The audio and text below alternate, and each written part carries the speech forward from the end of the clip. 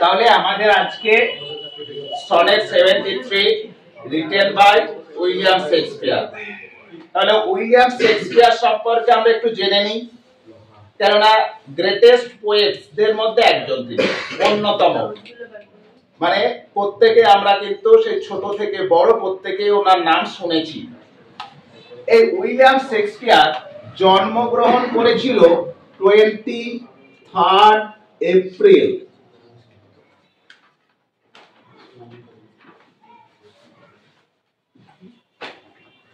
1564 এরা জন্মগ্রহণ করছেন। আর মারা যাচ্ছেন 23 এপ্রিল। তার মানে আমাদের ডেটটা একটা মুখস্থ রাখলেই হবে, কিন্তু সেটা হচ্ছে 1660। মানে তিনি যে একজন ছিলেন বিশ্ব বিখ্যাত, সেই বিখ্যাত। তবে একটা জিনিস মনে রাখবে যে তিনি 16 কলা পূর্ণ করেই মারা গেছিলেন। তাহলে মনে থাকবে 16। তার মানে এই সালটা মনে থাকবে। ওখান থেকে 52 ইয়ার্স মানে মাইনাস করে দেবে, মানে 52 ইয়ার্স উনি বেঁচে ছিলেন। জন্মগ্রহণ করেছিলেন ইউনাইটেড কিংডম, স্ট্র্যাটফোর্ড আপন অ্যাভন। মানে এই উইলিয়াম শেক্সপিয়ারকে বলা হয় bird of Avon. Bird of Avon বলা হয়। বার্ড স্পেলিংটা দেখো, বার্ড মানে হচ্ছে পোয়েট, বার্ড মিন্স পোয়েট। আর অ্যাভন, অ্যাভন হচ্ছে একটা রিভার, যে রিভারটা তার হোম টাউনের মধ্য দিয়ে গেছিল। বুঝতে পারছো? সেই টাউনটার নাম হচ্ছে স্ট্র্যাটফোর্ড আপন অ্যাভন। এখানে অ্যাভন মানে এটা বোঝাচ্ছে, স্ট্র্যাটফোর্ড আপন অ্যাভন। অ্যাভন একটা নদীর নাম, আর স্ট্র্যাটফোর্ড মানে ওটা শহরটার নাম যেখানে সে জন্মগ্রহণ করছে। আমরা যেমন বলি না, এই গ্রামে আমরা জন্মগ্রহণ করেছি। এবার অ্যাভন একটা নদীর তীর, নদীর তীরে ধরো এই সিটিটা, ওইখানে জন্মগ্রহণ করেছিল। তাহলে উইলিয়াম শেক্সপিয়ার কত সালে জন্মগ্রহণ করেছিল জানলাম, কত সালে মৃত্যু বরণ করেছিল সেটা জানলাম। ওনাকে বার্ড অফ অ্যাভন বলা হতো। উনি ছিলেন একাধারে poet plus playwright plus actor. তিনি একদিকে প্লেরাইটও ছিলেন, নাট্যকার ছিলেন, অ্যাক্টর ছিলেন, পোয়েট ছিলেন। যেহেতু উনি একটু ফেমাস, সেই কারণের জন্য আমি একটু ডিটেলসে জেনে নিচ্ছি।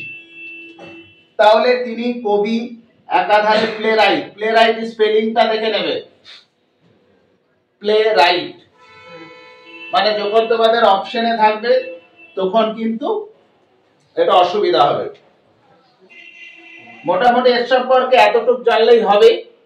এবার এটা কি সনেট 73। এই উইলিয়াম শেক্সপিয়ার মানে তার জীবৎকালে, মানে জীবনকালে 154টা সনেট লিখেছিলেন। 154টা সনেট, 154টা সনেট লিখেছিলেন। তার মধ্যে 1 থেকে 126টা তার এক বন্ধুকে নিয়ে লিখেছিলেন। মানে অনেকের মতামত রয়েছে যে বন্ধুটার নাম WH উইলিয়াম হাবার্ড। আর একটা 127 থেকে 127 থেকে 154 একটা অজ্ঞাত লেডি সম্পর্কে লেখা হয়েছিল সনেটটা। তাহলে 154টা সনেট লিখেছিলেন। আর 39 প্লেজ লিখেছিলেন, নাটক। 39 প্লেজ মানে 39টা নাটক লিখেছিলেন। আর দুটো লং ন্যারেটিভ পোয়েম ছিল, মানে বিশাল বড়, যেমন মহাকাব্যগুলো, এগুলো দেখবে সব কবিতাগুলো, কবিতার মতো না, ওইগুলো মানে মানে ওইগুলোকে বলে লং ন্যারেটিভ পোয়েম। ওইটা লিখেছিল দুটো। এটাই হচ্ছে তার জীবনের লিখনী। 39টা প্লে, 154টা সনেট আর দুটো লং ন্যারেটিভ পোয়েম। তাহলে আমরা আজকে দেখো সনেট 73, তাহলে আমরা বুঝতে পারছি এই WH কে নিয়ে লেখা, বা কেউ কেউ বলবে WH ও বলবে না, কিন্তু কোন স্যার কোন একটা ছেলে তাই বলবে। যদি স্যার কোন স্যার বলবে অসুবিধা নেই, কিন্তু এটা উইলিয়াম হাবার্ট ধরা হয়। এবার এই কবিতাটা শুরু করার আগে একটা গান খুব মনে পড়ছে, সালমান খানের, শুনেছো?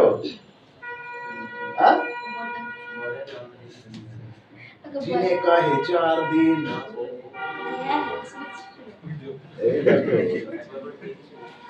बाकी है बेकार दिन,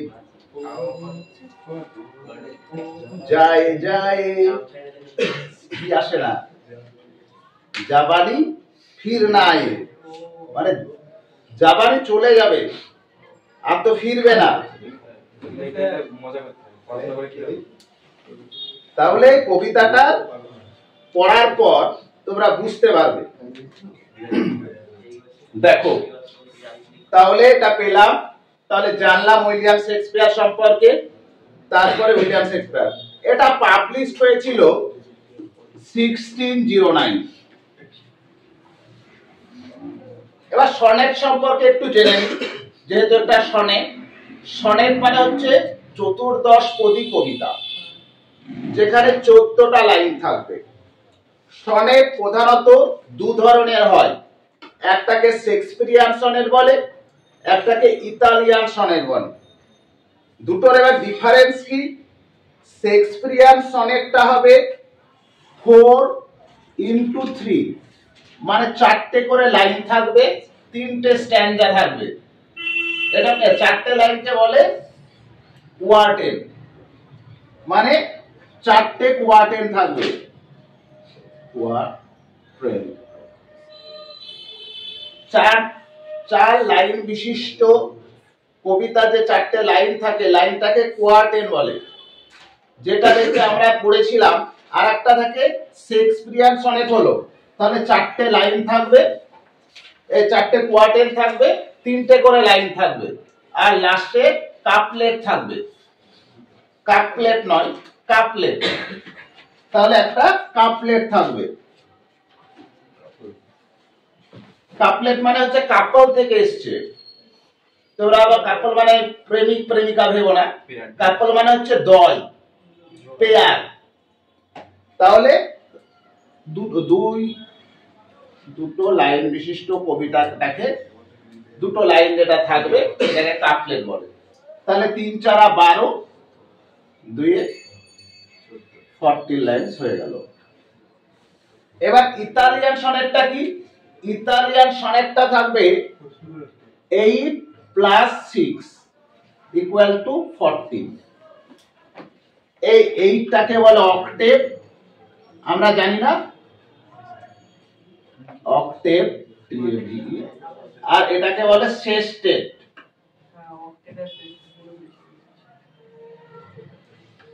তাহলে শেক্সপিয়ারিয়ান সনেট কি, ইতালিয়ান সনেট কি বুঝতে পারলাম। সনেট শব্দটা দুটো শব্দ থেকে এসেছে, একটাকে বলছে সোনাস, এটা হচ্ছে একটা ল্যাটিন শব্দ, আর একটা হচ্ছে সনেটো। সনেটো এটা হচ্ছে ইতালিয়ান,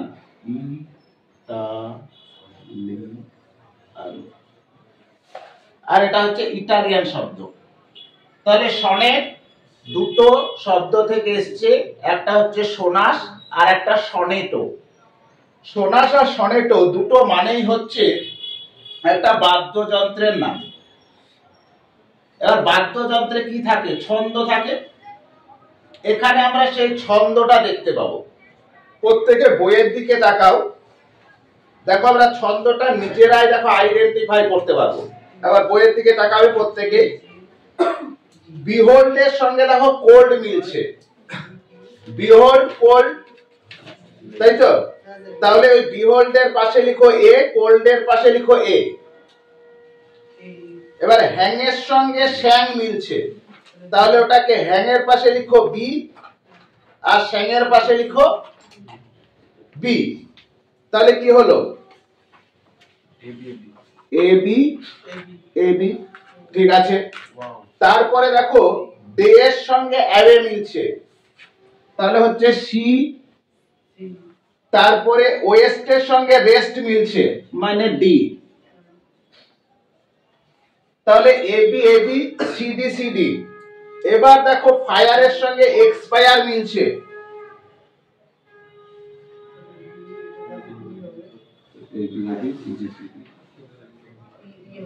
ই ইএফ ইএফ ইএফ ইএফ, আর লাস্টের দুটো জি জি। দেখো এক্সপায়ার, তারপরে স্ট্রং লং। বুঝতে পারলাম? তাহলে আমরা শেক্সপিয়ারিয়ান সনেটের ছন্দটাও জেনে নিতে পারছি। কি পেলাম? A B A B, C D C D, E F E F, G G G G, তাই তো?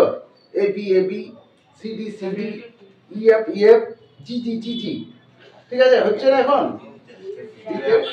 Rap, A B A B, C D C D, E F EF,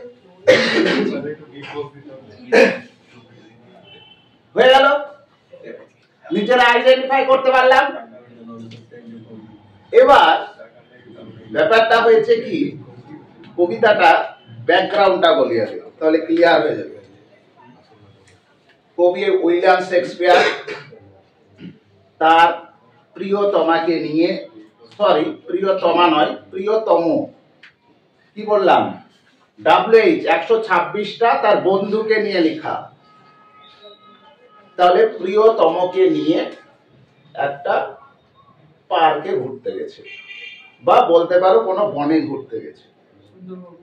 এবার কি হয়, পার্কে দেখবে একটা সে বেঞ্চের মতো করে করা থাকে, বসে থাকে, দুজন বসে আছে, দিয়ে সামনে গাছ, কোন কোন গাছের পাতাগুলো ইয়োলিস হয়ে গেছে, হলুদ হয়ে গেছে। কোন কোন গাছে পাতা দেখছে নেই, কোন কোন গাছে পাতা বা কম, অল্প আছে, ফিউ আছে, ও দেখছে কিন্তু বসে বসে। এবার দেখবে কোন কোন স্মৃতি আমাদের সাইলেন্ট, কোন কোন স্মৃতি দেখবে আমাদের দেখে মনে পড়ে যায়। এবার কবি বলছে ওকে, কি বলছে, যে ওই গাছগুলো দেখছো তো, ও যেমন তার, ও কিরকম ছিল, নতুন অবস্থা সবুজ ছিল, দেখছো কোনো গাছে পাতা নেই, কোনো গাছে পাতাগুলো হলদে হয়ে গেছে, কোনো গাছে পাতাগুলো ঝরে গেছে। এরকম ভাবে আমিও একদিন ঝরে যাব। মানে কবি তখন বার্ধক্য অবস্থায় এসে বলছে, আমার অবস্থাও এরকম, আমি আর বেশি দিন থাকবো না। তাই শোনো বন্ধু, শোনো প্রিয়, বলছে। দেখো এবার ব্যাকগ্রাউন্ডটা বুঝতে পারছো? বলছে, শোনো বন্ধু, that time of year thou mayst in me behold, that time of year, বছরের ওই সময়টা, দাও, দাও মানে ইউ, এগুলো আমি বলেছিলাম, এগুলোকে আর্কিক ওয়ার্ড বলে না, আর্কেইক ওয়ার্ড বলে, ল্যাটিন আর্কেইক ওয়ার্ড। তাহলে দাও মিন্স ইউ, মেস্ট, মেস্ট মানে মে, আর ইন মি বিহোল্ড, বিহোল্ড মানে দেখা। তাহলে কি হলো, দ্যাট টাইম অফ ইয়ার, বছরের ওই সময়টা, দাও তুমি মেস্ট হতে পারে, ইন মি আমার মধ্যে, বিহেওল্ড মানে দেখতে পাবে। বলছে বছরের ওই সময়টা হতে পারে বা তুমি আমার মধ্যে দেখতে পাবে। কোন সময়টার কথা বলছে? হোয়েন ইয়েলো লিভস, যখন হলুদ পাতা, অর নান অথবা কোনো পাতাই নেই, অর অথবা ফিউ খুবই অল্প, ডু হ্যাং মানে ঝুলছে। তাহলে কোন সময়টার কথা বলছে বুঝতে পারছো? বসন্তকাল না শরৎকাল? স্প্রিং এর কথা বলছে, মানে ঋতুর শেষের দিকের কথা বলছে, তাই তো? বলছে যখন হলুদ পাতাগুলো, যেমন এখানে কবি নিজের জীবন তার সঙ্গে তুলনা করছে। হলুদ পাতা মানে বলতে চাইছে, দেখবে মানুষ যখন কি হয়ে যায়, বৃদ্ধ বার্ধক্যে পরিণত হয়, তখন দেখবে পাতার মতো হয়ে যায়, তাই তো? মানে 10 বছর আগে তোমরা কত দেখবে ছিলে, গর্জিয়াস দেখতে ছিলে, এই চেহারা আমার কিন্তু থাকবে না। 10 বছর পর আর থাকবে না, ওই পাতার মতো অবস্থা হবে আমার। কবি এখানে সেইটা বলছে। বলছে দেখছো ওই সময়টার কথা তুমি আমার মধ্যে দেখতে পাবে। দেখতে পাচ্ছ গাছগুলো ইয়ালিশ হয়ে গেছে, কোনো গাছে পাতা নেই, কোনো গাছে আছে তবে অল্প। যে মানুষের আবার অল্প কি থাকবে, দেখবে শক্তি কমে যাবে, তোমার কালার ফেড হয়ে যাবে। আপন দোজ বাউ, ওই শাখা পোশাখার উপর, হুইচ সেক মানে যেটা নড়ছে, এগেন্স্ট দ্য কোল্ড মানে শীতের আগমনে, ঠান্ডার আগমনে। এরপরে শীতকাল আসবে, তাহলে লেট অটাম হবে, মানে অটাম ধরে নাও, বুঝতে পারছো? অটাম, অটাম বা লেট অটাম।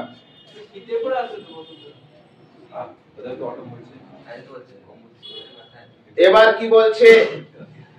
ঠান্ডার আগমনে ওই শাখাগুলো, যে শাখাগুলোর উপর বলছে না পাতাগুলো ঝুলছে, মানে ঝুলছে, কোনো গাছে পাতা অল্প, কোনো গাছে পাতা নেই, বলছে ওগুলো শীতের আগমনে কেঁপে ওঠে। দেখবে মানুষের বার্ধক্য যখন হয়ে যায়, তখন কথাগুলো কম্পমান অবস্থা আছে না, কোথায় গেলে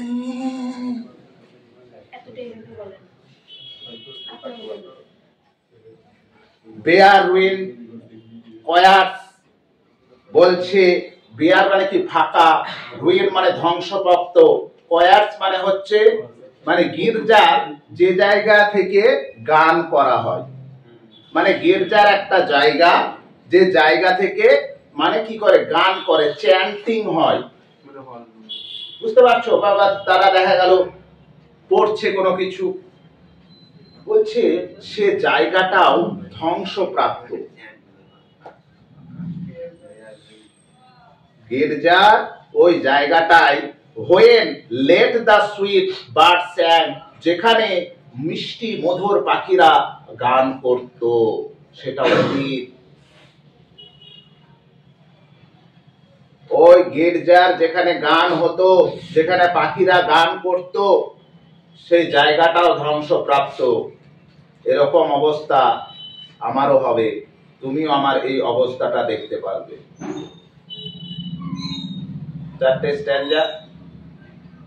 তাহলে বলছে শোনো বন্ধু, বছরের ওই সময়টা আমার মধ্যে তুমি দেখতে পাবে, যে যেরকম ভাবে গাছেরা পাতাগুলো হলুদ হয়ে, কোনো গাছে পাতা নেই, কোনো গাছে অল্প পাতা আছে, ওই রকম সিচুয়েশন আমার জীবনেও তুমি দেখতে পাবে। যে বার্ধক্যের কারণে মানে আমরাও কেঁপে উঠি, যখন বার্ধক্য হয়ে যায় তখন দেখবে ঠান্ডা আমাদেরকে বেশি লাগে, লাগে না? এবার সেটা বলছে যে গাছগুলো বলছে শীতের আগমনে কেঁপে ওঠে, আর ওই জায়গায়, যে জায়গায় গান হতো, যদি তুমি ধরে নাও যে আমাদের এই শরীরটাকে ধরে নাও একটা গির্জা বা মন্দির, ঠিক আছে, যদি ধরে নাও তাহলে কি হবে, মানে এখন কত বাপরে, মনে ঘন্টা বাজে, ট্যাং টং ট্যাং বাজে, তখন কিন্তু যখন বার্ধক্য হয়ে যাবে ওই ট্যাং টুং তোমার বাজবে না, কিন্তু সেটাই বলছে। সে গানটাও শেষ হয়ে গেছে, আর ভালো লাগবে না। ক্লিয়ার? ইন মি, আমার মধ্যে, দাও, ই তুমি, সিস্টাও আর্কিক ওয়ার্ড, সি, তুমি দেখতে পাবে the twilight of such day, মানে ওই দিনের গোধূলি। গোধূলি মানে দিনের শেষ। তাহলে আমাদের জীবনের দিনের শেষ মানে বার্ধক্য। যদি মর্নিংটা আমরা ধরি আমাদের বার্থ, তাহলে সন্ধ্যা পর্যন্ত আস্তে আস্তে আমাদের বার্ধক্য হয়ে যাবে। তাহলে আমার মধ্যে তোমরা ওই দিনটা মানে গোধূলি দেখতে পাবে, মানে জীবনটাকে ধরে নাও একটা দিনের সঙ্গে, তাহলেই তোমরা রিয়ালাইজ করতে পারবে। এগুলো কেন বলছে কবি জানো? এগুলো বলছে কবি এই কারণের জন্য, ওকে বলছে আমি তো আর বেশি দিন বাঁচবো না, ওগো আমাকে একটু ভালোবেসে নাও। যখন জেনে নেবে তোমার কেউ অল্প দিন বাঁচবে, তখন দেখবে ভালোবাসা তখন কিন্তু বাড়বে তাদের মধ্যে। As after sunset, যেমন সূর্যাস্তের পর, ফেডেড ইন দা ওয়েস্ট, ওই পশ্চিমী আকাশে, বলছে দিনটা শেষ হয়ে যায়। সূর্যাস্তের পরে যেমন পশ্চিমের আকাশে ওই দিনটা ফেড হয়ে যায়, শেষ হয়ে যায়, ঠিক সেরকম আমিও একদিন শেষ হয়ে যাব। বন্ধু, দেরি করো না, আমাকে বেশি বেশি ভালোবাসো। Which by and by black night, আর সেই সঙ্গে সঙ্গে ব্ল্যাক নাইট এটাকে মেটাফরিক্যালি ডেথ বলতে চেয়েছে, ঠিক আছে। আর অন্ধকার রাত্রি ডোথ টেক অ্যাওয়ে, মানে কি নিয়ে যাবে, আমাকে ছিনিয়ে নিয়ে যাবে। ডোথ এটাও আর্কিক ওয়ার্ড, ডাজের, ডিওইএস জানি না, ওই ডাজ। তাহলে কি বলছে, আর সেই সঙ্গে সঙ্গে যেমন দিনের শেষে বা গোধূলির শেষে কি হয়, বলছে একটা রাত্রি আসে, ওই রাত্রিটা কি করবে, ওকে সব দিনটাকে কেড়ে নিয়ে চলে যাবে। তার মধ্যে যে সৌন্দর্য, যে দৃশ্য তুমি দেখতে পাচ্ছিলে কিছুক্ষণ আগে, এটা কি আর পাবে? একটা মানুষের জীবনটাও বলছে সেই রকম বন্ধু। ডেথ সেকেন্ড সেলফ, বলছে মৃত্যুর দ্বিতীয় সত্তা। মৃত্যুর দ্বিতীয় সত্তা মানে কি বুঝতে পারছো? ঘুম। যে ঘুম, পার্থক্য কি, মানে ঘুমের হয় আমরা ঘুমিয়ে গেলে উঠি, আর একটাই উঠবো না, এটাই তো পার্থক্য, আর তো কিছু পার্থক্য নেই। বলছে মৃত্যুর দ্বিতীয় সত্তা, that seals up all in rest, সবকিছু সিল আপ করে দিয়েছে, সবকিছু বন্ধ করে দিয়েছে, সবকিছু শেষ করে দিয়েছে, বা সবকিছু শেষ করে দেবে।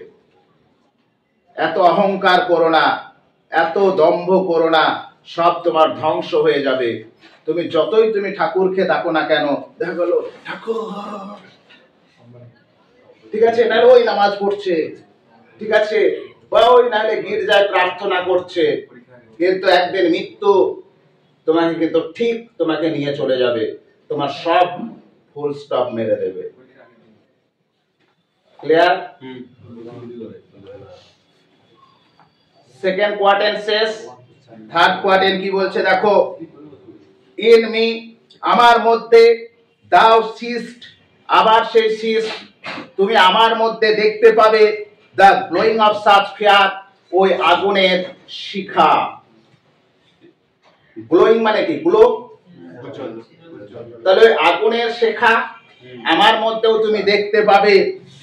That on the ashes of the youth doth lie, ভালো করে লাইনটা বুঝবে, বলছে তুমিও আমার মধ্যে দেখতে পাবে ওই আগুনের শিখাটি, যে আগুনটা কি বলছে, অন দ্য অ্যাসেস, কার উপর রয়েছে, ছায়ের উপর রয়েছে। কার ছায়ের উপর? অফ হিজ ইউথ ডোথ লাই, তার সেই যৌবনের ছায়ের উপর শুয়ে আছে, বা সেই যৌবনের ছায়ের উপর জ্বলছে। মানে তোমাদেরকে বলি, দেখা গেল একটা কাঠ ধরিয়েছো, একটা কাঠ ধরালাম, এই কাঠটা জ্বলতে সাহায্য করছে কাকে? আগুনকে। এই আগুনই তো একদিন এই কাঠটাকে মেরে ফেলবে।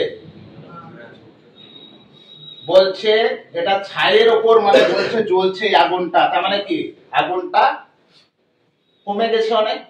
এ তো ফুটতে ফুটতে ফুটতে ফুটতে একদিকে এইদিকে এসে পৌঁছাবে, শেষ হয়ে যাবে। সেইটা এখানে বলছে, এখানে তুলে ধরেছে।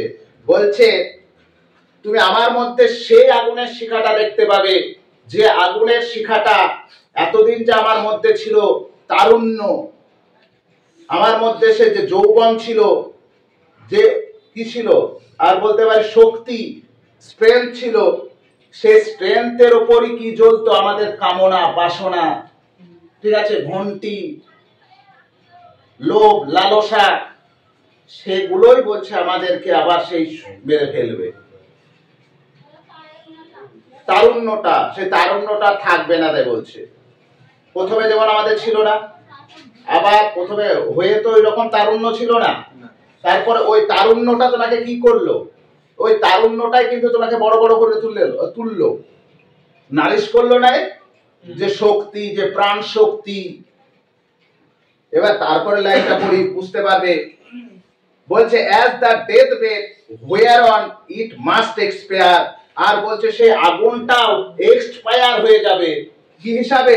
as the death bed, মানে মৃত্যু শয্যা রূপে। এই আগুনটাই কি বলছে? ডেথ বেড, বলছে ওই আগুনটাও জ্বলা বন্ধ করে দেবে। তখন তোমার কি হবে? ডেথ বেড, মানে মৃত্যু শয্যা রূপে তুমি পর্যবেসিত হয়ে যাবে, বা সেটাও শেষ হয়ে যাবে, আমার জীবনটাও সেরকম শেষ হয়ে যাবে। কনজিউম উইথ দ্যাট, এবার বলছে সেই আগুনটা, এখানে কনজিউম মানে শোষণ করা, যে আগুনটা শোষণ করেছে, with that, with which it was nourished by, মানে যে কোনটা শোষণ করেছে? যেটার দ্বারা তুমি নারিশ হয়েছো, লালিত পালিত হয়েছো, যেটা আমি এতক্ষণ বলছিলাম, যে তুমি যে শক্তিটার দ্বারা এত বড় হলে, সেই শক্তিটাকেই গ্রাস করে ফেলবে। ঠিক এটার মতো, যেমন একটা কাঠ একটা আগুনকে জ্বলতে সাহায্য করে, সেই কাঠটাই অবশেষে সে আগুনটা মেরে ফেলে।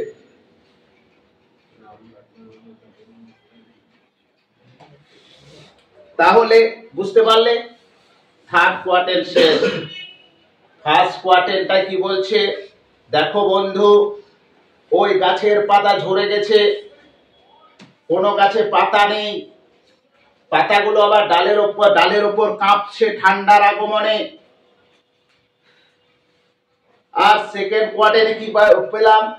ওই ফার্স্ট কোয়ার্টারে আরেকটা কথা বলছে, গির্জায় যেখানে গান গাইতো পাখিরা, সেই গানটাও বন্ধ হয়ে গেছে। ঠিক আমিও একদিন এরকম ভাবে চলে যাব, ওই গাছেদের মতো চলে যাব। তারপরে সেকেন্ডে বলছে কি, যেমন মৃত্যু বা ব্ল্যাক নাইট যেমন একটা দিনকে শেষ করে দেয়, ঠিক সেরকম মৃত্যু নামক একটা জিনিস, যেটা আমাকে, আমার জীবনটাকে শেষ করে দেবে। আর আমার মধ্যে যে আগুন জ্বলছিল, যে প্রাণোজ্জ্বল আমার মধ্যে ছিল, এই প্রাণোজ্জ্বলটাও আমার শেষ হয়ে যাবে। যে প্রাণোজ্জ্বলের দ্বারাই আমি এতদিন বড় হয়ে উঠেছি। ও বন্ধু, দেরি করো না। দিস দাও পারসিভস, পারসিভ মানে বুঝতে পারা। তুমি এটা বুঝতে পেরেছো? ওর বন্ধু পাশে বসে আছে না, এতটা ঘটনা বললো, বলার পর বলছে, বন্ধু বুঝতে পেরেছো? which makes thy love more strong, আর এইটা ওই তুমি যে বুঝতে পেরেছো আমি যে হারিয়ে যাব আর কিছুক্ষণ পরে, তাহলে ওটা আমাদের ভালোবাসাটা বা তোমার ভালোবাসাটা আরো স্ট্রং করে তুলবে। মানে কি, তুমি আমাকে আরো বেশি ভালোবাসবে। টু লাভ দ্যাট ওয়েল, যেটা আরো তোমাকে বেশি ভালোবাসাবে, হুইচ দাও মাস্ট লিভ আর লং, আর মানে হচ্ছে বিফোর, আর তুমি এটা ঝরে যাওয়ার আগেই তুমি আরো বেশি আমাকে ভালোবাসবে, মারা যাওয়ার আগে তুমি আমাকে আরো বেশি ভালোবাসবে। যেরকম পাতা ঝরে যাচ্ছে, একটা ব্ল্যাক নাইট দিনকে শেষ করে দিচ্ছে, যৌবনের তারুণ্যতা প্রাণোজ্জ্বল যেটা মেরে ফেলছে, সেটাও একদিন শেষ হয়ে যাবে। বন্ধু, দেরি করো না, আমাকে একটু ভালোবাসো। এরকম দেখবে অনেকে করে ভালোবাসা পাওয়ার জন্য, ঠিক আছে, সে পারবে না সুইসাইড করতে, সুইসাইড অ্যাটেম্প করার চেষ্টা করছে। তাহলে বুঝতে পারলে ওই গানটা কেন বলেছিলাম?